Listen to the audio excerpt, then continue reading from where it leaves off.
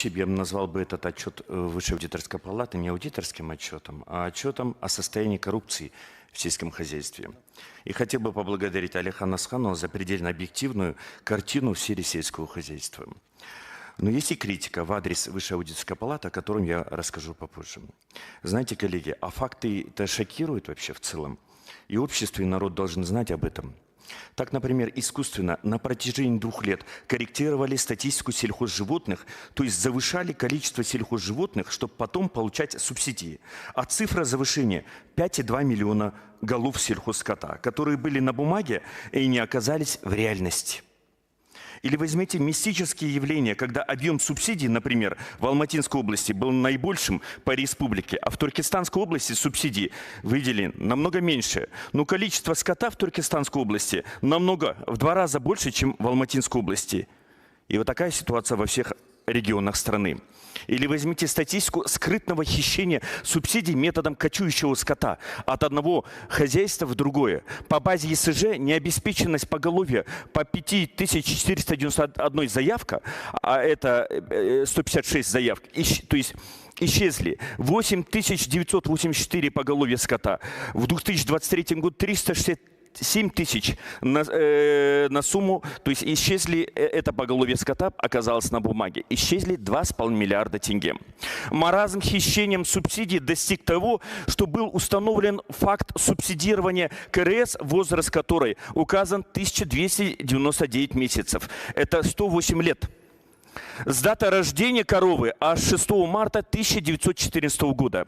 Другими словами, акиматы просубсидировали корову, которая родилась за 2 года до восстания Амангельда-Иманова, на заре Первой мировой войны и за 3 года до Октябрьской революции.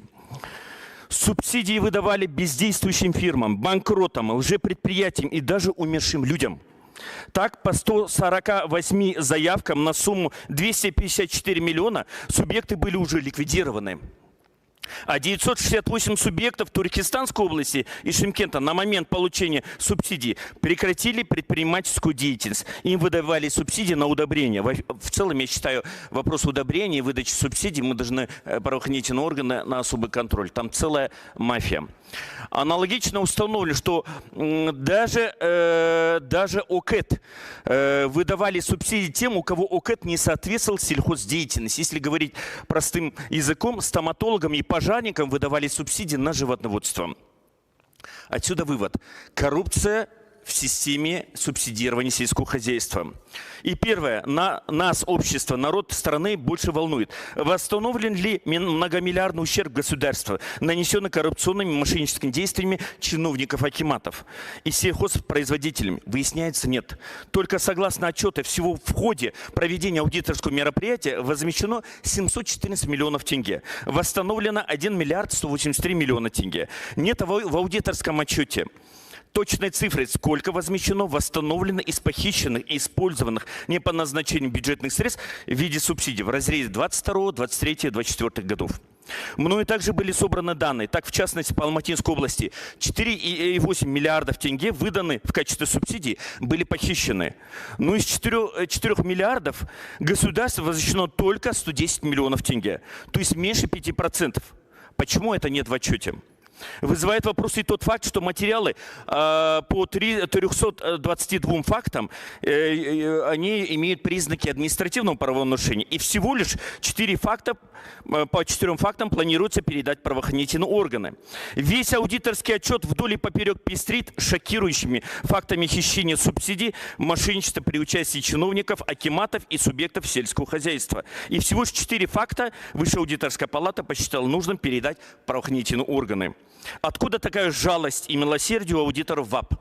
Или ВАП пытается хищение субсидий и мошеннические действия выдать нам как незначительные нарушения? Алихан Асханов, по данному отчету на досудебное расследование направлены должны быть не 4 факта, а как минимум 40 фактов с участием чиновников акиматов. А по 322 фактам административных нарушений ВАПу нужно тщательно подойти, повторно изучить эти 322 факта админправонарушения на предмет передачи некоторые из них в правоохранительные органы. И еще второе. Мы не упомянули вопросы земельных Например, фермеры сталкиваются с проблемой получения субсидий из-за отсутствия в базе Госагро земельных участков. И необходимо отметить, вышеупомянутые коррупционные и мошеннические действия со стороны чиновников акиматов и субъектов сельского хозяйства совершены вследствие отсутствия доступа Комитета по управлению земельными ресурсами МСХ к госземельному кадастру ЕГКН. Фактически Кузер является юридическим собственником базы АИС-ГСК, но фактически не имеет доступа к земельному кадастру и ЕГКН. Кузер должен осуществлять госконтроль и лишен возможности управлять информационной базой и контролировать освоение земель сельхозназначения субъектами сельского хозяйства, которые получили за это субсидии. Нам нужно принципиально решить вопрос о передаче государственного земельного кадастра с МЦРЯП к Министерству сельского хозяйства с сохранением права ведения НАО госкорпорации правительства граждан госземельного кадастра совместно с Кузером. Третье.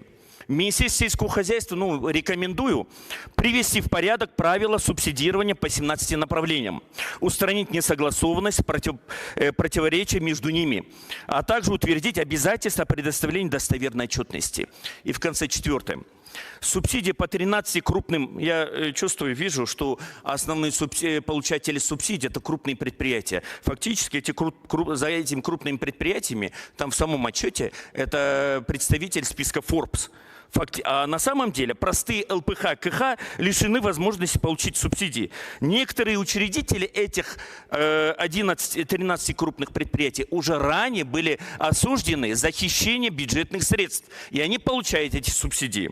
В ближайшее время мы должны разобраться с этими монополистами. Это несложно. Мы должны уменьшить предельно максимальный размер земельных участков, которые могут находиться в одних руках. В целом аудиторский отчет очень, я доволен аудиторским отчетом, за исключением